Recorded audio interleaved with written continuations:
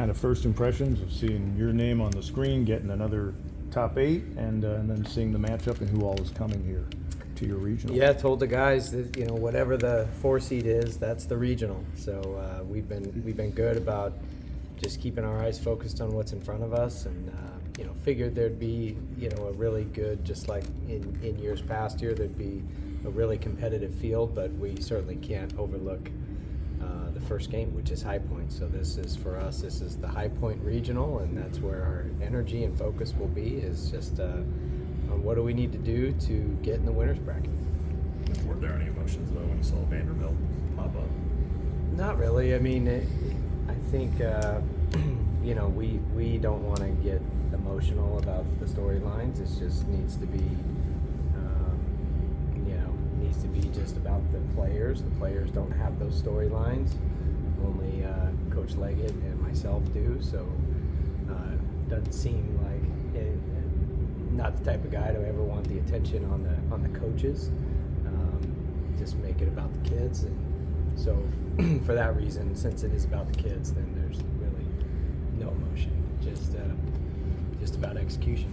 The guys who were on the roster last year, is there some benefit now, in a positive way, the pain they experienced at the regional last year? Can that be used in a positive way? Yeah, 100%. Yeah, I mean, we label adversity as a good thing, and none more than the way last year ended, after the way it was going prior to that.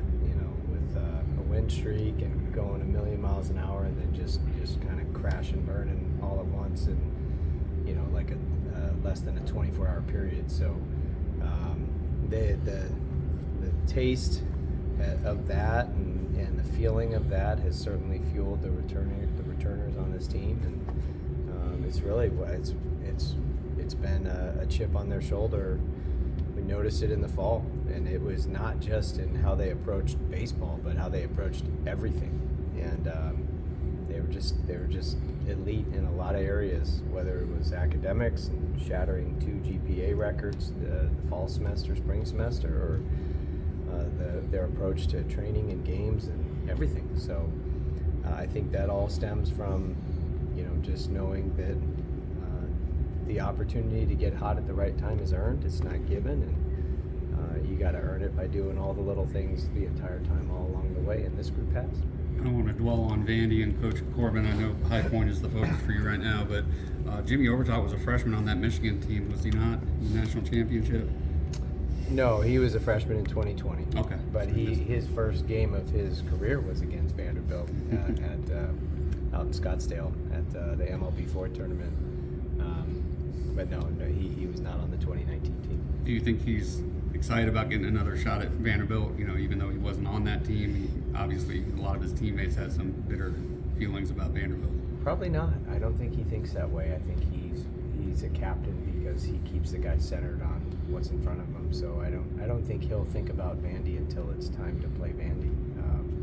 Honestly, he may say something different, but knowing him, I think he'll be pretty locked in on what we need to do to get in the winner's bracket, and that's playing well against High Point. Do you know if you'll take the earlier or the later game Friday? That's what Hennessy and I were just talking about it. So we put in for the early game, but I don't think we have a choice. I think TV dictates that. So I guess we'll find out. But we did put in to have the early game.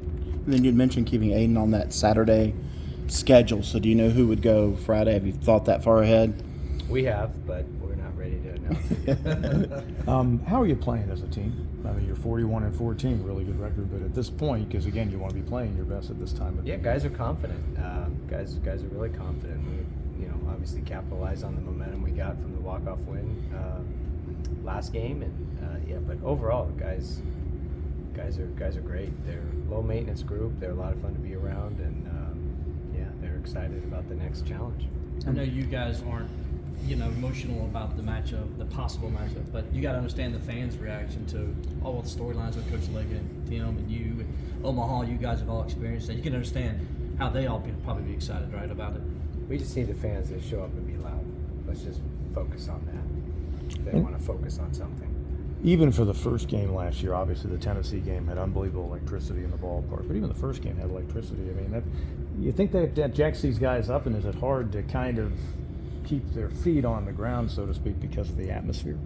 No, when the crowd is loud and they stand up and clap with 2 outs and 2 strikes, and they actually have synchronized chants and they cheer and they get into it, and they're actually an active participant in the game instead of a spectator, our guys absolutely feed off that, and that's what we need the crowd to do. We need DKS to be filled with 6,000 or 7,000 participants acting as if they're the 10th man on the field, not just showing up to watch a game. And if we can do that, wow, I can't wait to hear this place rocking. Coach, your bullpen obviously has issues this season, and it's been kind of been closer by committee, which is usually not the case. But has Austin Gordon kind of grown into that role a little bit? See, everyone says that, but I don't. I think our bullpen's good. And yeah, Gordo's been awesome since he made the move to the pen. His numbers, I think, if you just look at his bullpen numbers, he's really good. So yeah, I mean, I like our bullpen. I like our options, and we've got some really good ones out there. So we'll try to, this time of year, you kind of have a pretty good sample size and a feel of who can do what, and then you'll need some outlier performances. Seeing what Jacob McGovern did, and Drew Titsworth, like those guys aren't freshmen anymore, so they're added bullpen pieces to the Lucas Malstats and the Reed Garrises of the world, and some other guys who have starter experience like Barlow and Gordon, doing what they're capable of doing back there. I actually really like our bullpen. I think our pitching, and specifically our bullpen, is really going to rise to the occasion. I guess in terms of, again, everything from last year helped build to this, but just having been in the environment once in postseason, do you think that's something that experience will help them a second time through, having been in a regional and then here? Yeah, I think experience is very valuable. That's why college baseball is old in the post-COVID world. Not only is they're older players, people with grad years and a shorter draft and all the things, but experience plays. It always plays. And going through the regional at home last year, the returners that experienced that and kind of know what to expect, it can certainly be an advantage. But we still got to go out and execute. We still got to go play well. But this team will. This group is ready. Is Will Fuller taking the cast off yet? No, not yet. But he takes it off this week, if I'm not mistaken. Does that mean immediate? I mean, that means then more rehab, or once No, the he cast jumps comes off? in and swings and ready to hit jacks. Yeah, I have no idea. I doubt he's going to just jump in there and start hitting again. There'll probably be a build-up time, but either way, it's one step closer to him returning to action. Coach, the ACC is obviously well represented in this tournament, and right up there with the SEC this season. How well do you think going through the course of the ACC play has prepared you guys? Yeah, the ACC is legit. I mean, it's a gauntlet of just explosive players, power arms, good teams, great coaches, and just it's just good. It'll make you battle tested for sure, because there's no teams in the ACC that are gimmies. Everybody can beat anybody, and you have to play well. You have to earn every single victory. It's really tough, and you just look at the 8 national seeds. They all come from the ACC and the SEC, and this whole field is heavy with those 2 conferences. So just goes to show you the caliber of baseball in this region, this part of the country, and it's just and player development's better. Players are older. Everybody's good. Everyone's recruiting. Everyone's got great players, but the commitment to resources in these programs are just accelerating the development of a lot of these players. So every weekend, it's prepared us for an opportunity like this. What Some you'll of the mental teachings that you and the coaching staff give to the players, as far as allowing them to believe and come back from so many deficits all year. I don't know if we have enough time to go over it, but it's just as a coach, you try to create an environment. Instead of talking about culture, culture happens over a long period of time. The daily environment is what you try to create and shape, and inside of that environment is a training environment, is a classroom environment, and then you challenge them to push their limits so they there are no artificial limitations that get them to believe that they can do things beyond what they thought were possible. And you do this in the off season, you do it in the preseason. It can be a physical thing or a mental thing or a combination of the two, but you do everything you can to train them to get ready to just achieve something beyond what they thought was possible. But then that doesn't guarantee that it's going to happen. You actually have to go do it when you face a deficit. And our guys have just done that. So the believability stems from our training, but it really is emphasized by their ability to have come back multiple times this year. One of the storylines, of course, everybody, not since 2010, we're going to hear all about it. A lot of these players were 3-4 years old back during some of these games. Do you tell them that? Like, you're not dragging 2011 out on the mound with you. You're not dragging 2013 into the batter's box. I've only been here 2 years. It's all about what happens Friday and Saturday and Sunday. Yeah, everyone wants to talk about that, and the people who bring that up over and over and over and over and over again, those are called Gamecocks. Those aren't Clemson fans. That's South Carolina's fan base that love to troll.